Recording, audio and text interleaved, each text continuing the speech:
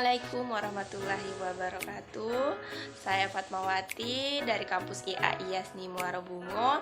Saya dari Prodi PIAUD semester 5 yang diampu oleh Bunda Wiwinarti MPSI. Baiklah, di sini saya akan menjelaskan kembali yang telah dipaparkan oleh Bunda Wiwin. Baiklah, yang pertama saya jelaskan adalah tentang kesehatan dan ilmu gizi.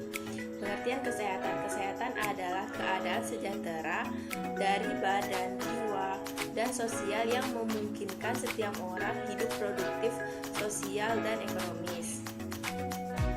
Yang kedua yaitu pengertian gizi. Pengertian gizi yaitu substansi organik berupa zat pada makanan yang dibutuhkan organisme untuk menjaga fungsi dari sistem tubuh, pertumbuhan, pemeliharaan jaringan tubuh, dan kesehatan. Nutrisi kesehatan dan ilmu gizi. Yang pertama, tumbuh kembang anak dipengaruhi oleh pemenuhan gizi tidak hanya sejak lahir, akan tetapi justru sejak terjadinya kehamilan. Pada umumnya, masalah kesehatan yang sering dialami anak-anak adalah kurang gizi, pola makan yang kurang, dan olahraga yang kurang. Manfaat gizi yang pertama mempengaruhi kesehatan, yang kedua mempengaruhi perkembangan kognitif anak, yang ketiga daya tahan atau kekebalan tubuh, yang keempat sumber energi. Manfaat mempelajari kesehatan dan ilmu gizi anak usia dini, yaitu upaya pemberian makanan sehat dan menjaga kebersihan, sekaligus mendidik anak untuk menanamkan kebiasaan hidup sehat, mengetahui apakah makanan yang diberikan kepada anak itu sehat, sesuai dengan kebutuhan anak, dan apakah kebersihannya telah terjaga dan juga sehat. Materi yang kedua yaitu konsep umum perkembangan. Konsep umum perkembangan terbagi menjadi dua. Yang pertama perkembangan dan yang kedua pertumbuhan. Pertumbuhan yaitu hanya terjadi sampai manusia mencapai kematangan fisik. Kalau perkembangan, proses pertumbuhan kualitatif yang mengacu pada mutu fungsi organ-organ jasmaninya. Perkembangan terus berlanjut hingga akhir hayat. Ada proses perkembangan yang terlibat langsung dengan kegiatan belajar siswa, yaitu yang pertama perkembangan motorik, yang kedua perkembangan kognitif, dan yang ketiga perkembangan sosial dan moral. Fungsi zat gizi. Yang pertama, zat gizi adalah sumber energi, yaitu kekuatan. Yang kedua, zat gizi untuk membangun tubuh. Yang ketiga, zat gizi untuk mengatur vitamin dan mineral. Materi yang kedua yaitu analisis hubungan gizi dengan kesehatan dan kecerdasan anak. Peran gizi terhadap perkembangan. Zat gizi yang tidak memadai menyebabkan status gizi anak akan terganggu.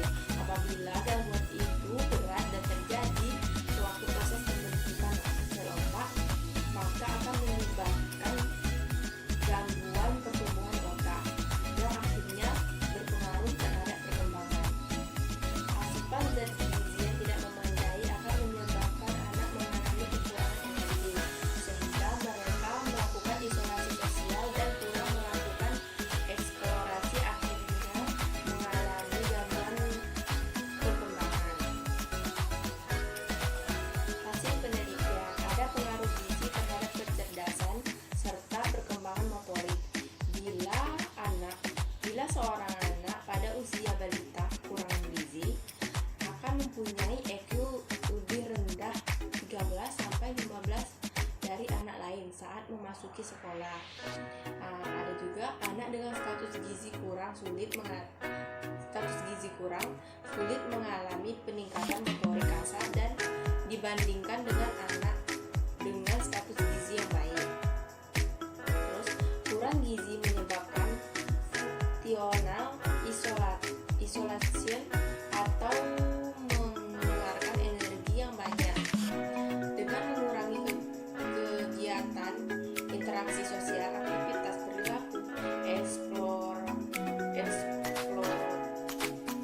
Jadi kesimpulannya yaitu status gizi baik terjadi apabila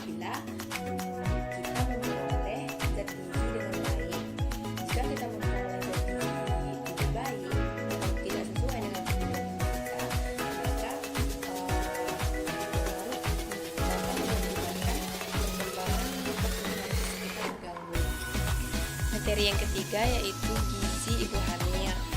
Pada masa kehamilan, kita membutuhkan adanya tambahan 300 kalori, terutama di trimester kedua dan ketiga. Kandungan nutrisi yang dibutuhkan di saat ibu hamil yaitu protein, karbohidrat, kalsium, folat, dan zat besi. Protein yaitu berupa daging sapi tanpa lemak, ikan, boga bahari, daging ayam, daging domba, tahu dan kacang-kacangan seperti kacang merah dan kacang polong.